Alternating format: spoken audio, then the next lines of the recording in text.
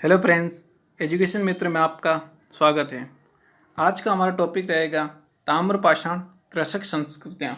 जैसा कि आपको पहले वीडियो में बताया गया था, अगर आपने वो वीडियो नहीं देखा है तो एक बार आप वो वीडियो ज़रूर देखें, जिसमें आपको सिंधु घाटी सभ्यता के बारे में विस्तृत जानकारी मिल जाएगी, जो कि आपके एग्ज़ाम पॉइंट ऑफ व्यू के लिए इम्पोर्टेंट है।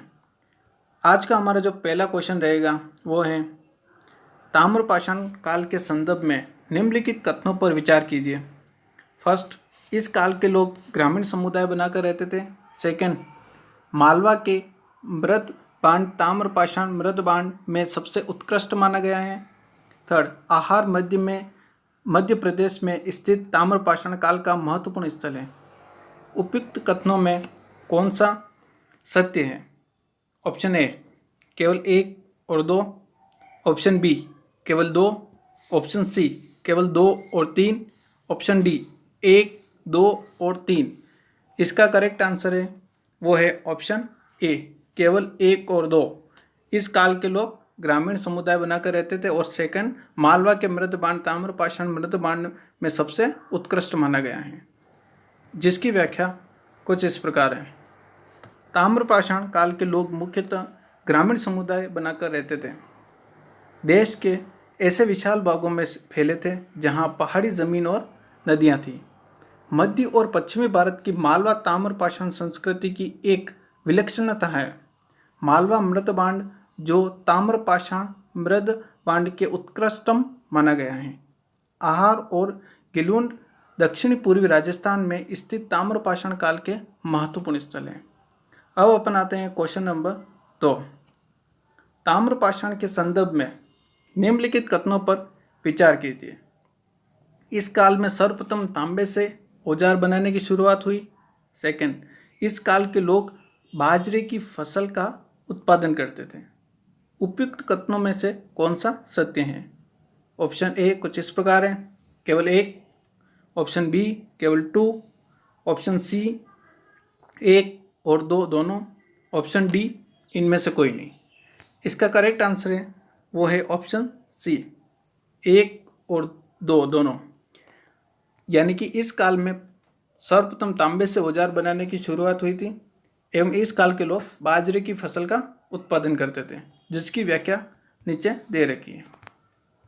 ताम्रपाषाण काल में सर्वप्रथम तांबे से औजार बनाने की शुरुआत थी। इस काल में पत्थर और औजार के साथ साथ प्रयोग किया गया था। इस काल के लोग गेहूं, चावल के अलावा बाजरे की खेती भी करते थे।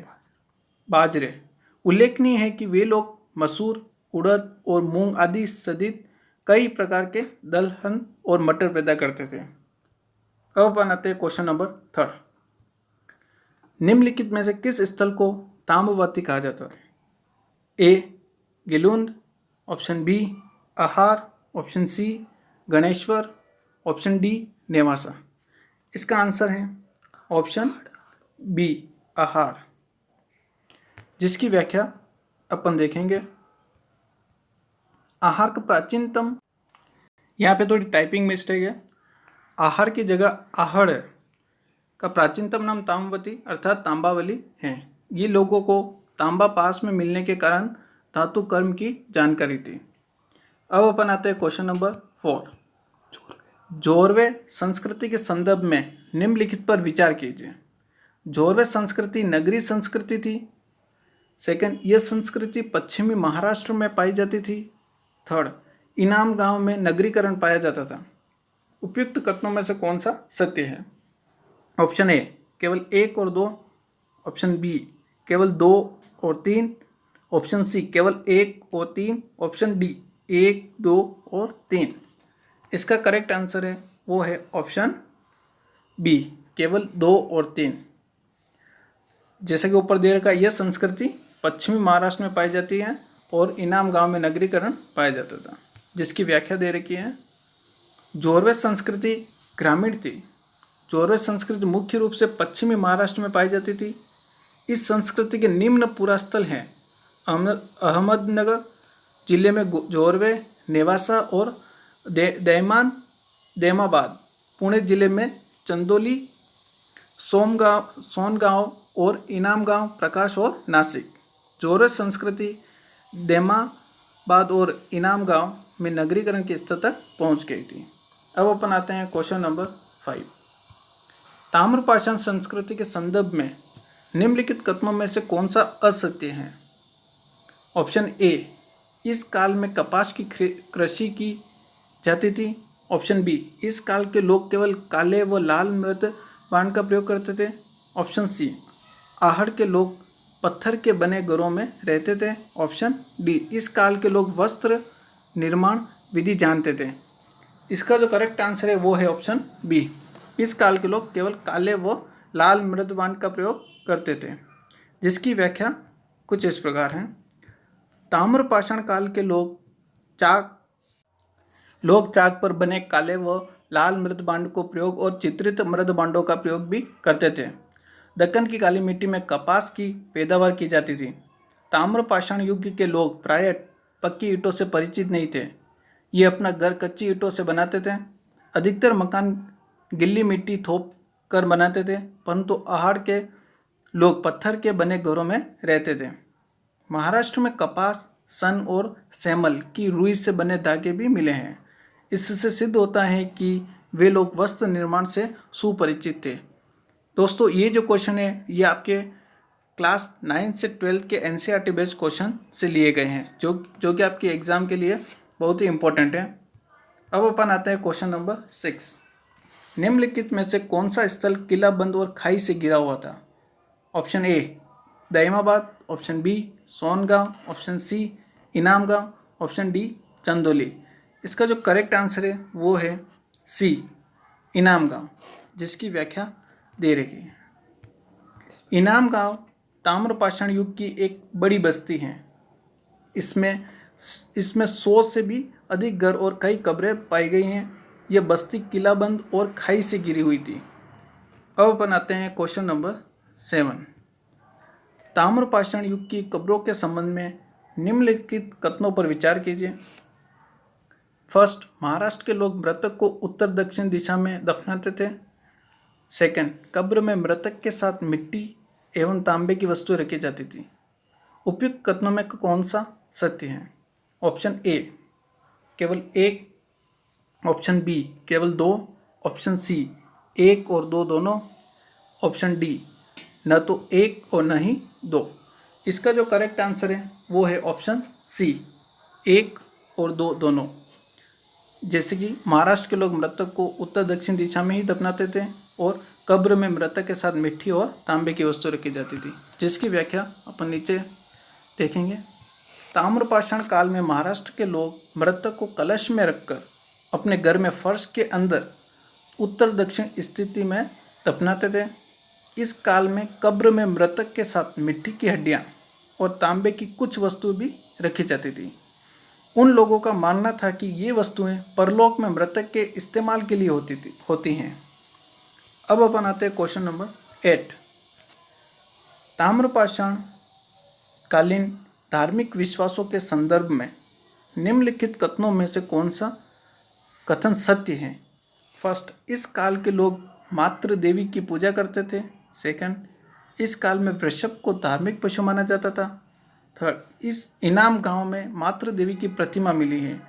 नीचे दिए गए कूट का प्रयोग कर सही उत्तर चुनिए, जिसमें से ऑप्शन है ऑप्शन ए, केवल एक और दो। ऑप्शन बी, केवल दो। ऑप्शन सी, केवल एक और तीन। ऑप्शन डी, केवल एक, दो और तीन। इसका जो करेक्ट आंसर है वो डी, इस काल के लोग मातृ देवी की पूजा करते थे, वृषभ धार्मिक पशु माना जाता था और इनाम गांव मातृ देवी की प्रतिमा मिली है, जिसकी विस्तृत जानकारी नीचे दे रखी है। ताम्रपाषाण काल में मातृ देवी की पूजा की जाती थी। इस काल की मिट्टी की स्त्री मूर्तियां बड़ी संख्या में पाई गई हैं। इस काल में वृषभ को धार्मिक पशु माना जाता था। मालवा और राजस्थान में मिली रोड शैली में बनी मिट्टी का वृषभ मूर्तिकाओं से यह साबित होता है कि वृषभ धार्मिक पंथ का प्रतीक था। इनाम गांव में माता देवी की प्रतिमा मिली है, जो पश्चिमी एशिया में पाई जाने वाली ऐसी प्रतिमाओं से मिलती हैं। अब अपन आते हैं क्वेश्चन नंबर 9, जिसमें आपको मिलान करना है, जिसमें आपको दो सूची दे रखी है। सूची वन स्थल की और सूची, सेकंड जो शवादान विधियां हैं। ऑप्शन ए में जो पूर्वी भारत है जिसके सामने उत्तर दक्षिण दिशा, ऑप्शन बी में पश्चिम भारत जिसमें पूर्व पश्चिम दिशा, ऑप्शन सी में दक्षिण भारत जिसमें संपूर्ण शवादान, और ऑप्शन डी में महाराष्ट्र जिसके सामने है आंशिक शवादान। इसका जो करेक्ट आंसर है वो है ऑप्शन सी, यानी कि पूर्वी भारत के जो लिंक करेंगे वो है आंशिक शवादान, और बी को अपन संपूर्ण शवादान से करेंगे, और सी दक्षिणी भारत को अपन उत्तर दक्षिण दिशा, इसमें पूर्व पश्चिम दिशा है, और महाराष्ट्र को उत्तर दक्षिण दिशा से सम्मिलित करेंगे। अब अपन आते हैं क्वेश्चन नंबर इसकी व्याख्या देखते हैं। पूर्वी भारत जो आंशिक शवादान में जो ऊपर बताया गया है, और पश्चिम भारत संपूर्ण शवादान, और दक्षिणी भारत पूर्व पश्चिम दिशा, और महाराष्ट्र को उत्तर दक्षिण दिशा से सम्मिलित किया गया। अब अपन आते हैं क्वेश्चन नंबर 10। ताम्रपाषाण संस्कृति के संदर्भ में निम्नलिखित तथ्यों पर विचार कीजिए। इस काल में सामाजिक असमानता पाई जाती थी। सेकंड, इस काल में सरदार का घर पूर्वी टीले पर बना होता था। उपयुक्त दोनों कथनों में से कौन सा आपको सत्य है वो बताना है, जिसमें आपको ऑप्शन है ऑप्शन ए केवल एक, ऑप्शन बी केवल दो, ऑप्शन सी दोनों, ऑप्शन डी कोई नहीं। इसका करेक्ट आंसर है ऑप्शन ए, यानी कि इस काल में सामाजिक असमानता पाई जाती थी, जिसकी व्याख्या आपको नीचे मिलेगी। ताम्रपाषाण काल में बस्ती के ढांचे और शव संस्कार विधि दोनों से पता चलता है कि ताम्रपाषाण समाज में असमानता आरंभ हो चुकी थी। पश्चिमी महाराष्ट्र की चंदौली और नेवासी बस्तियों में पाया जाता है कि कुछ बच्चों के गलों में तांबे के मनकों का हार पहनाकर दफनाए गए हैं, जबकि अन्य बच्चों की कब्रों में सामान के तौर पर कुछ बर्तन मात्र हैं। इस काल में सरदार और उसके नातेदार आयताकार मकानों में बस्ती के केंद्र स्थल में रहते थे।